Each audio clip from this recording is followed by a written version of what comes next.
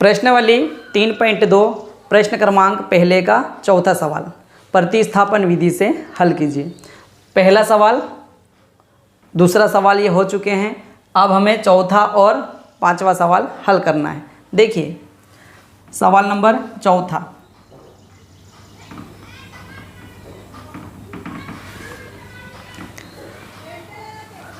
यहाँ पर सबसे पहले हम 0.2x प्लस 0.3y बराबर 1.3, इसमें जितने भी पॉइंट लगे हुए हमें पॉइंट हटाना है।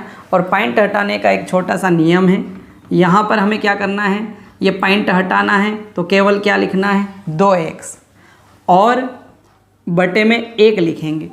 पॉइंट हटाने के बाद बटे में 1 लिखेंगे और पॉइंट के एक अंक होने पर बटे में 1 0 लगाएंगे, प्लस का प्लस। इसी प्रकार से यहाँ पर क्या बचेगा 3y और बटे में 1 लिखना है। पॉइंट के बाद एक अंक है तो यहाँ पर 1 के बाद 1 0 लगेगा बराबर 1.3। इसमें भी बटे में क्या लगाना हमें 1, ये पॉइंट हटेगा तो यहाँ पर क्या लगा देंगे हम 1 0। पॉइंट के बाद एक अंक तो बटे में 1 0 के बाद एक अंक के बाद 1 0 लगाएंगे। ठीक है।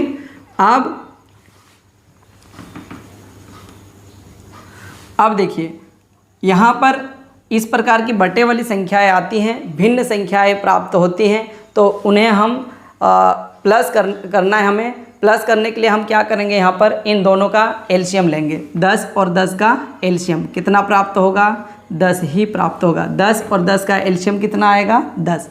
अब एलसीएम किस प्रकार से लेना है, देखिए इस प्रकार से, यहाँ पर 10 है और यहाँ पर भी 10 है।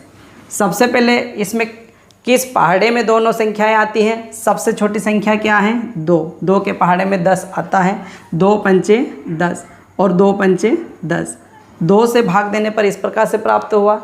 अब इन दोनों में किसका भाग जाएगा 5 का। 5 एकम 5, 5 एकम 5।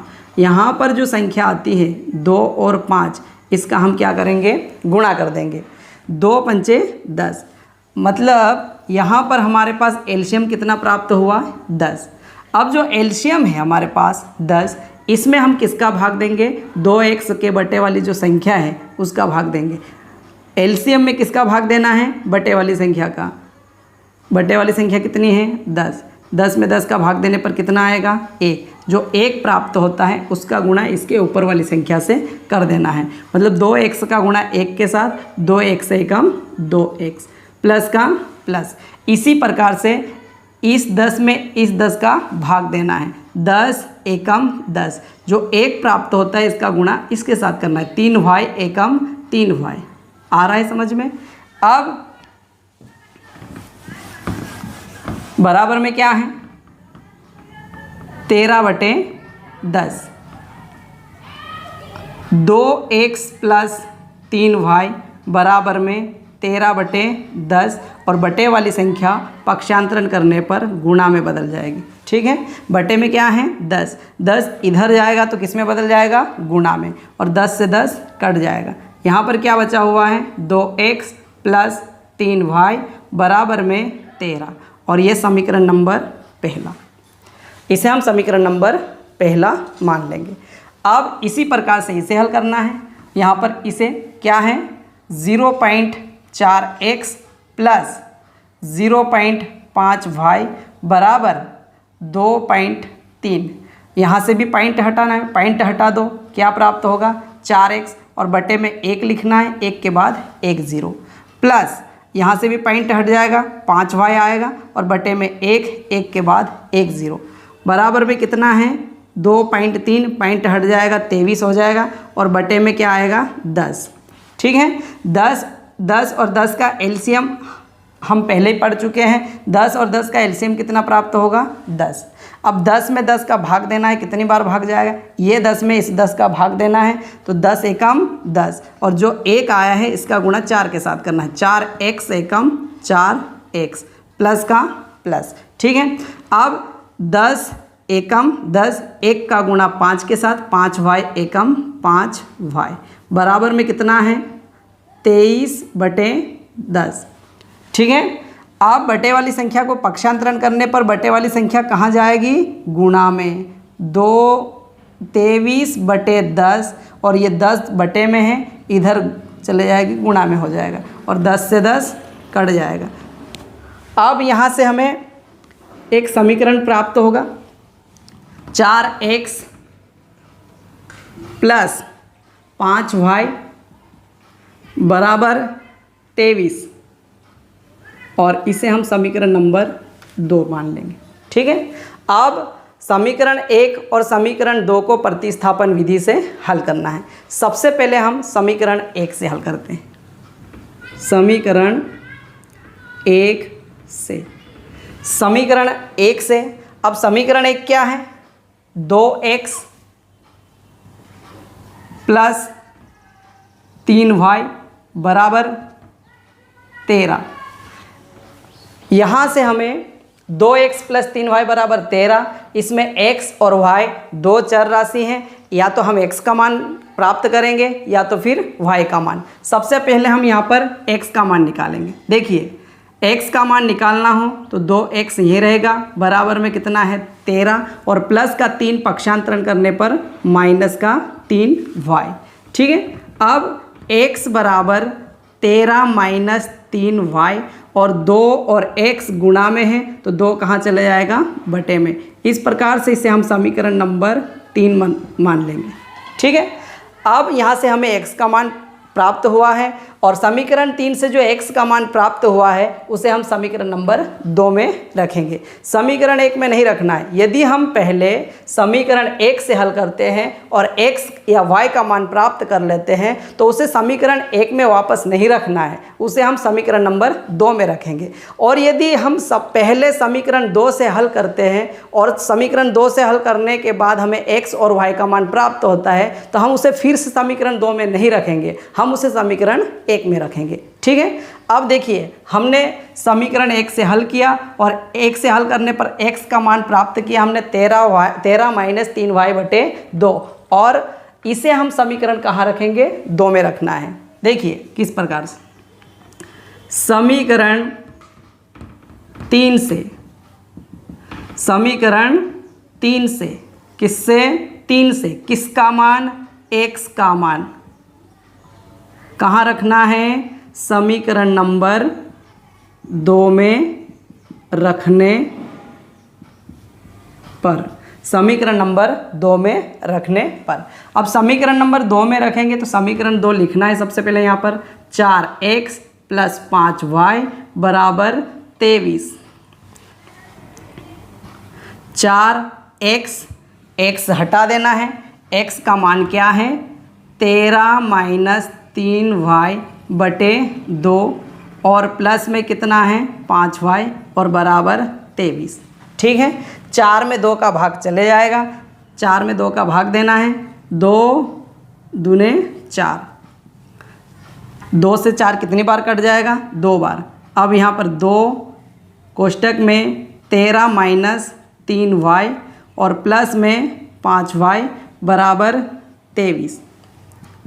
जहाँ तक कोष्टक है 2 का गुणा करना है, 2 का गुणा 13 के साथ 13 दूने 26 माइनस 2 का गुणा 3 के साथ 2 तियाग 6, उसके साथ y और प्लस में 5y बराबर 23। ठीक है, अब यहाँ से हमें 6y और 5y को हल करना है। एक माइनस की संख्या है और दूसरी प्लस की संख्या है, एक संख्या माइनस और दूसरी संख्या प्लस होने पर संख्या घटेगी, इसलिए 6y और 6y से 5y घटाने पर कितना बचेगा 1y और उसका चिन्ह क्या रहेगा माइनस, क्योंकि बड़ी संख्या का चिन्ह क्या है माइनस, इसलिए इसका चिन्ह माइनस रहेगा बराबर 23 और ये प्लस का 26 इधर जाएगा माइनस का 26। समझ में आ रहा है। देखिए इस चीज़ को एक बार फिर से समझ लेते हैं। यहाँ पर माइनस का क्या है 6y और प्लस का क्या है 5y। यहाँ से इसे हल करने पर कितना प्राप्त हुआ हमारे पास माइनस का 1y, माइनस का 1y। कैसे, देखिए यहाँ से इसे हम ऐसा लिख सकते हैं 5y और 6y को बाद में लिखो माइनस का 6y। 6y से 5y अब घट जाएगा, कितना y बचेगा 1 y। इन दोनों में बड़ी संख्या कौन है 6, और 6 का चिन्ह क्या है माइनस, तो यहाँ पर माइनस का y। देखिए माइनस का y लिखा हमने, ठीक है। अब जो प्लस की संख्या यहाँ पर 26 के आगे कोई चिन्ह नहीं, मतलब क्या है प्लस का है, और प्लस का 26 पक्षांतरण करने पर क्या हो गया माइनस का 26। देखिए माइनस y बराबर 26 से 23 को घटा दो, 26 से 23 घटाने पर 3। इन दोनों में बड़ी संख्या क्या है 26, और 26 का चिन्ह क्या है माइनस, तो माइनस का चिन्ह लगेगा और माइनस से माइनस कट जाएगा। अब y बराबर 3, और इस प्रकार से हमें y का मान प्राप्त हुआ है, y बराबर 3। अब x का मान तो है हमारे पास 13 माइनस 3y/2, लेकिन जो y का मान प्राप्त हुआ है इस प्रकार से नहीं, इसमें x के मान में y भी है और y को भी हमें हटाना है। क्या करेंगे हम, y का मान समीकरण नंबर 3 में रखने पर, देखिए y का जो मान प्राप्त हुआ उसे हम समीकरण 1 में भी रख सकते हैं, समीकरण नंबर 2 में भी रख सकते हैं और समीकरण नंबर 3 में भी रख सकते हैं। लेकिन यदि हम y का मान सीधा समीकरण नंबर 3 में रखते हैं तो बहुत आसानी से हमें x का मान प्राप्त होगा। देखिए y का मान समीकरण 3 में रखने पर, y का मान कहाँ रखना हमें समीकरण नंबर 3 में, ठीक है। अब देखिए समीकरण नंबर 3 में रखते हैं y का मान, y का मान कहाँ रखना है समीकरण नंबर 3 में। देखिए समीकरण 3 लिख लेते हैं हम, x बराबर 13 माइनस 3y/2, ये समीकरण 3 लिख लिया हमने। अब यहाँ पर किसका मान रखना हमें, y का मान 13 माइनस 3, और 3 और y गुणा में है इसलिए यहाँ पर गुणा का चिन्ह लगाएंगे, और y का मान कितना है 3, y हटा देंगे, यहाँ पर 3 बटे में कितना है 2, x बराबर 13 माइनस 3 तियाग 9/2, 3 और 3 का गुणा हो जाएगा। x बराबर 13 से 9 घटाने पर कितना प्राप्त होगा 4, और बटे में कितना है 2। x बराबर 13 से 9 घटाने पर 4 और बटे में 2, 4 में 2 का भाग देना है, 2 दूने 4, इसलिए x का मान कितना प्राप्त हुआ यहाँ पर 2, ठीक है। देखिए हमने जो समीकरण दिए हुए हैं उन्हें प्रतिस्थापन विधि से हल किया, और प्रतिस्थापन विधि से हल करने के बाद हमें y का और x का मान प्राप्त हो गया है। अब हम लास्ट में क्या लिखेंगे, अतः x बराबर 2 और y बराबर कितना प्राप्त हुआ हमें 3, ठीक है। इसे आप बार बार प्रैक्टिस करके हल करिए। यदि आपको एक बार प्रैक्टिस करने के बाद नहीं आता है तो आप फिर से प्रैक्टिस कीजिए, क्योंकि गणित को यदि आपको अच्छे से समझना हो तो बार बार प्रैक्टिस करने की ज़रूरत पड़ेगी, ठीक है। आप बार बार प्रैक्टिस करोगे तो आपको गणित बहुत आसान लगने लगेगी। अब हम सवाल नंबर 5 हल करेंगे। देखिए सवाल नंबर 4 में कोई दिक्कत हो तो एक बार फिर से देख लेना और समझना और बार बार प्रैक्टिस करना, आपको बहुत आसानी से ये समझ में आ जाएगा। देखिए हम सवाल नंबर 5 हल करते हैं। अब यह इसे रिवीजन कर लें, एक बार रिवीजन कर लेते हैं किस प्रकार से हल करना है। देखिए सबसे पहले क्या किया हमने, 0.2x को पॉइंट हटाया, 2x बचेगा, पॉइंट हटाने के बाद बटे में 1 लिखेंगे, और पॉइंट के बाद 1 अंक है इसलिए यहाँ पर बटे में 1 0, प्लस 0 पॉइंट हट जाएगा 3y बटे में 1, उसके बाद 1 0 बराबर पॉइंट हट जाएगा 13 बटे में 1 के बाद 1 0। 10 और 10 का लघुत्तम कितना आएगा 10, 10 में 10 का भाग देना है, 10 में 10 का भाग देना है, 10 एकम 10, भाग देने पर 1 प्राप्त होता है, 1 का गुणा 2 के साथ, 2 1 से एकम 2x, प्लस का प्लस। इसी प्रकार से ये 10 में इस 10 का भाग देना है, 10 एकम 10, और 1 का गुणा 3 के साथ, 3y एकम 3y, और बटे में क्या है 10, बराबर कितना है 13/10। बटे में जो 10 है पक्षांतरण करने पर कहाँ किस में बदल जाता है, गुणा में। 10 इधर जाकर गुणा में हो गया, 10 से 10 कट जाएगा, 2x + 3y बराबर 13, समीकरण नंबर 1। 0.4x + 0.5y बराबर 2.3 दूसरा। अब यहाँ से भी हमें पॉइंट हटाना है। पॉइंट हटाने के बाद 4x बटे में 10, पॉइंट हटाने के बाद 5y बटे में 10 बराबर पॉइंट हट जाएगा 23 बटे में 10। 10 और 10 का एलसीएम कितना 10। 10 से 10 कट जाएगा, कितना बचा 10 में 10 का भाग चले जाएगा कितनी बार, एक बार। 1 का गुणा 4x के साथ, 4x से कम 4x प्लस का प्लस। इसमें भी इसी प्रकार से 10 से 10 एक बार, 1 का गुणा 5 के साथ 5y बराबर 23 बटे 10। अब 10 बटे में है, बराबर में ले जाने पर या पक्षांतरण करने पर क्या हो जाएगा, गुणा में, और गुणा में 10 से 10 कट जाएगा। यहाँ पर हमें प्राप्त होता है 4x प्लस 5y बराबर 23। इसे हम समीकरण नंबर 1 मान लेंगे। समीकरण नंबर 2। अब हम समीकरण 1 से हल करेंगे। हम समीकरण 2 से भी हल कर सकते हैं, लेकिन हम समीकरण 1 से हल करेंगे। समीकरण 1 क्या है, 2x प्लस 3y बराबर 13। अब 2x बराबर 13 प्लस का 3y पक्षांतरण करने पर माइनस का 3y, 2 गुणा में है, कहाँ चले जाएगा, बटे में। और समीकरण नंबर 3, समीकरण 3 से x का मान समीकरण नंबर 2 में रखने पर, x का मान कहाँ रखेंगे, समीकरण नंबर 2 में। समीकरण नंबर क्या है 2, 4x प्लस 5y बराबर 23। 4x हटाना है, 13 माइनस 3y बटे 2 लिखना है, और प्लस में क्या है 5y बराबर 23। 4 में 2 का भाग चले जाएगा, 2 दूने 4, और यहाँ पर 2, 13 माइनस 3y प्लस का 5y बराबर 23। 2 का गुणा 13 के साथ, 13 दूने 26 माइनस का माइनस, 2 त्याग 6y प्लस का 5y बराबर 23। ठीक है, 6y माइनस का है, 5y प्लस का है। एक माइनस और एक प्लस की संख्या होने पर संख्या हमेशा घटती है, तो 6y से 5y घटाने पर y बचे, 1y बचेगा।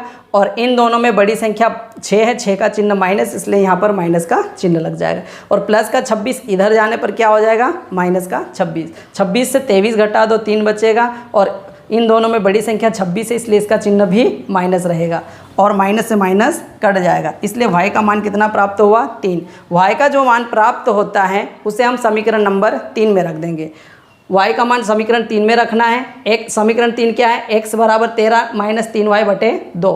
x बराबर 13 माइनस 3 और y गुणा में, इसलिए गुणा का चिन्ह। y का मान कितना है यहाँ पर 3, 3 तियाक 9। देखिए 13 माइनस 3 तियाक 9, 13 से 9 घटाने पर 4, और 4 में किसका भाग देना है, 2 का, 2 दूने 4। इस प्रकार से x बराबर कितना प्राप्त हुआ, 2। अतः x बराबर 2 और y बराबर 3। ठीक है, अब हम अगला सवाल हल करते हैं।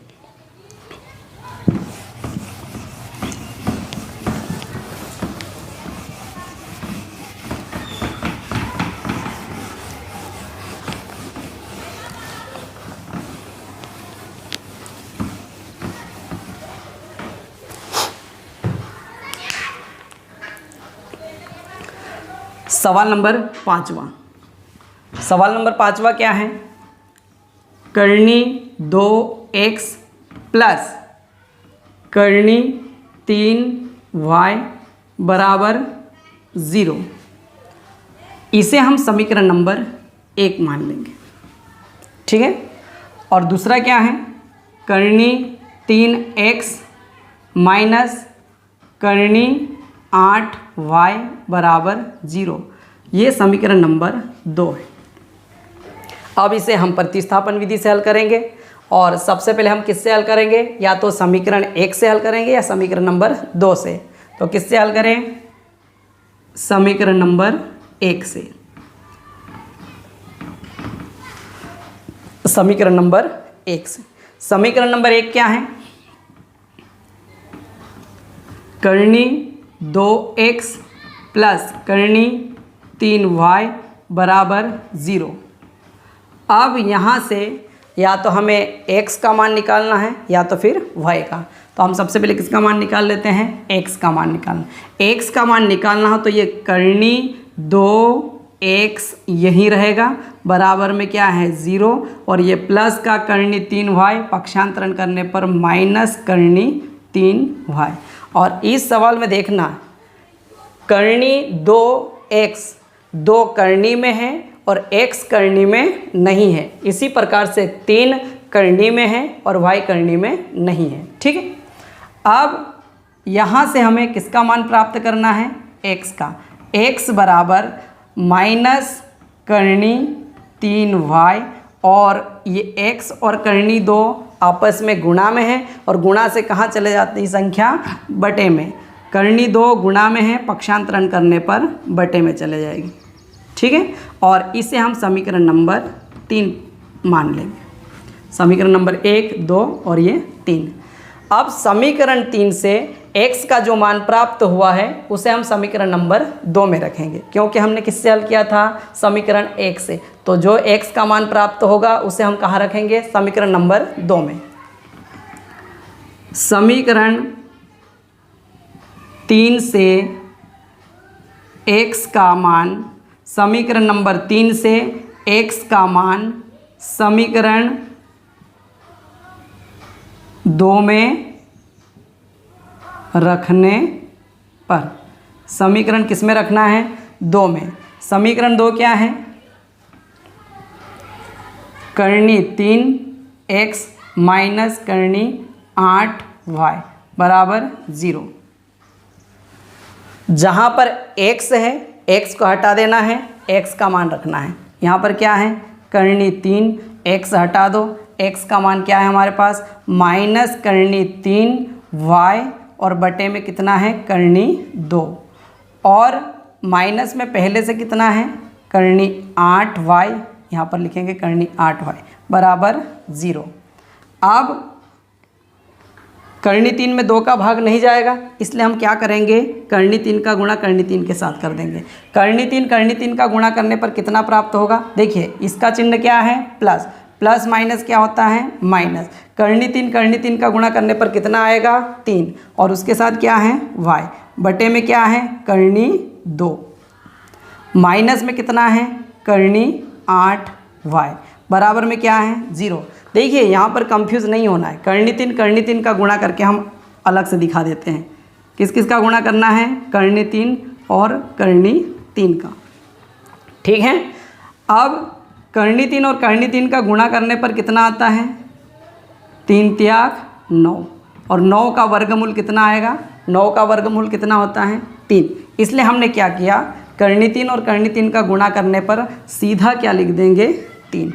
समझ में आ रहा है। और ये माइनस कहाँ से, प्लस माइनस माइनस, माइनस में 8y बराबर 0। देखिए यदि हमें करनी 2 को बटे से हटाना है, तो बटे में यदि कोई संख्या है और उसे हटाना हो तो हम पूरे समीकरण में किसका गुणा कर देंगे, करनी 2 का गुणा कर देंगे। जो संख्या बटे में है उसी से हम क्या करेंगे, गुणा कर देंगे। देखिए